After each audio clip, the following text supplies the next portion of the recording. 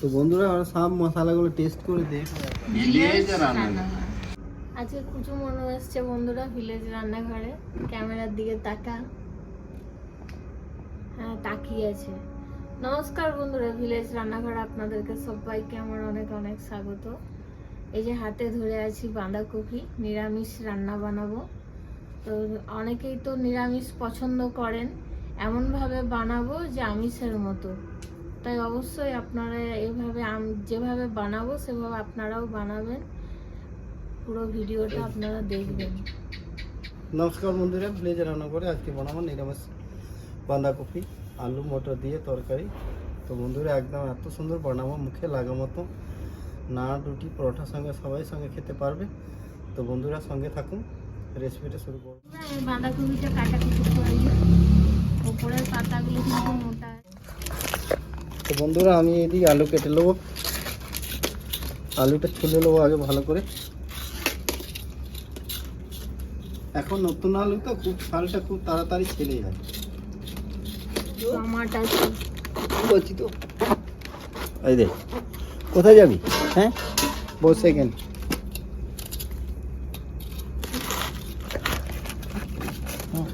খুব মিহি করে কেটে নেবো। হয়ে গেছে, কড়াইটা চাপিয়ে দেবো।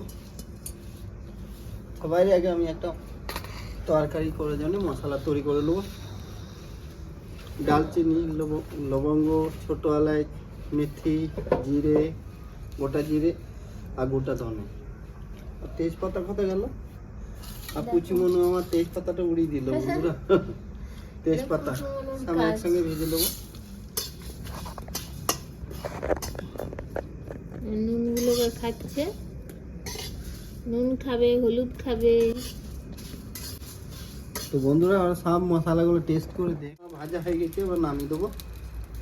ঠান্ডা হয়ে গেলে পেস্ট করব।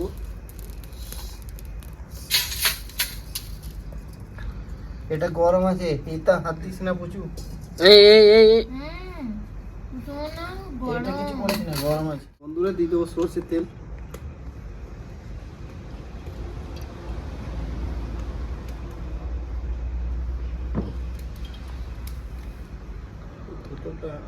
ফোড়িয়ে দিয়ে দেবো 4টে শুকনো লঙ্কা, আর দিয়ে দেবো 5 ফোড়ন, আর একটু দেবো। 5 ফোড়ন দিলে না খুব টেস্ট হয়। নিরামিষ তরকারি দিয়ে দেবো আলু, আলু ভেজে নেবো।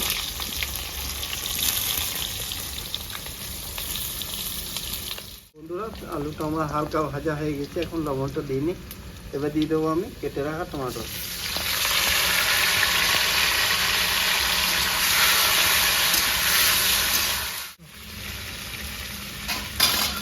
তো বন্ধুরা এখানে আমি 1 চামচ লবণ দিয়ে দেবো।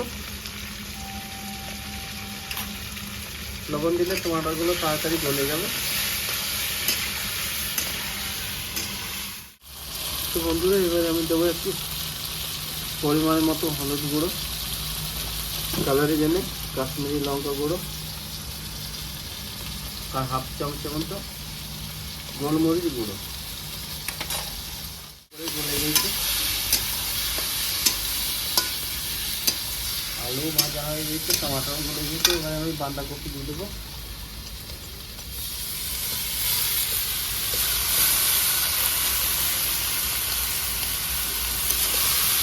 এবার দিয়ে দেবো আমি মটর।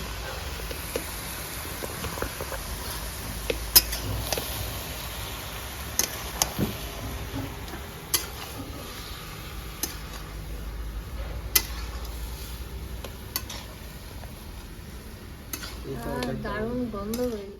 তো বন্ধুরা এবার 5-10 মিনিট আমি ঢাকা দিয়ে দেবো। ঢাকা দিয়ে মশলাটা কিন্তু ঠান্ডা হয়ে গেছে, এবার গুঁড়ো করে নেবো। প্রায় তরকারি রেডি হয়ে এসছে। এবার লাস্ট দিকে আমি দেবো চিরা কাঁচা লঙ্কা কটা ঝালের জন্য মশলাটা দিলে ভালো জিনিসটা দেবো। এটাতে টেস্ট বাড়বে। এই বাঁধাকপির তরকারি নিরামিষ মনেই হবে না বন্ধু। করার জন্য আমি দিয়ে দেবো এখানে 1 চামচের মতো চিনি।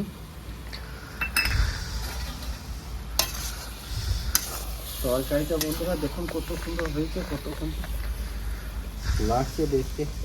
খেতে তো ভালো লাগবেই। যেটা করেছিলাম সেই ভাজা গুঁড়িটা দেবো, পুরোটা দেবো না, অনেক হয়ে যাবে, হাফটাই দিলাম।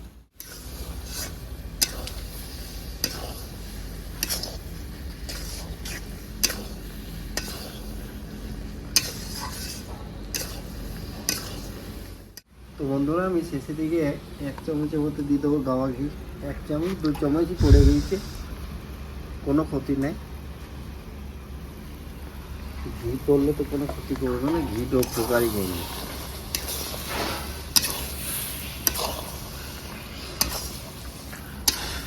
তো বন্ধুরা ঘিটা দিলে আরও 3 গুণ বেশি টেস্টটা বেড়ে যাবে তরকারিটা।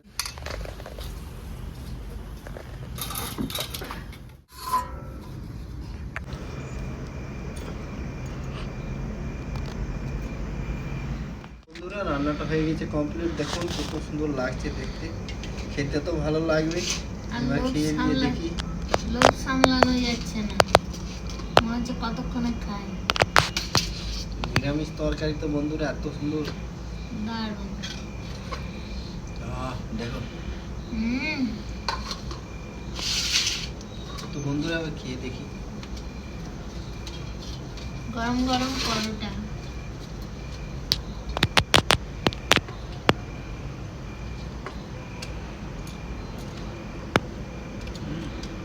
সলিড বন্ধুরা, পারফেক্ট একদম।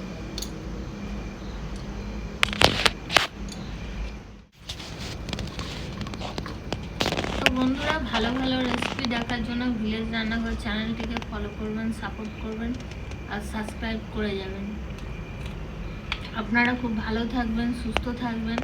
কাল আবার দেখা হবে। বন্ধুরা ভিলেজে রান্নাঘরে নতুন নতুন ভালো ভালো রেসিপি দেখে জানে ফেসবুক চ্যানেলটাকে ফলো করবে আর পাশে থাকবে।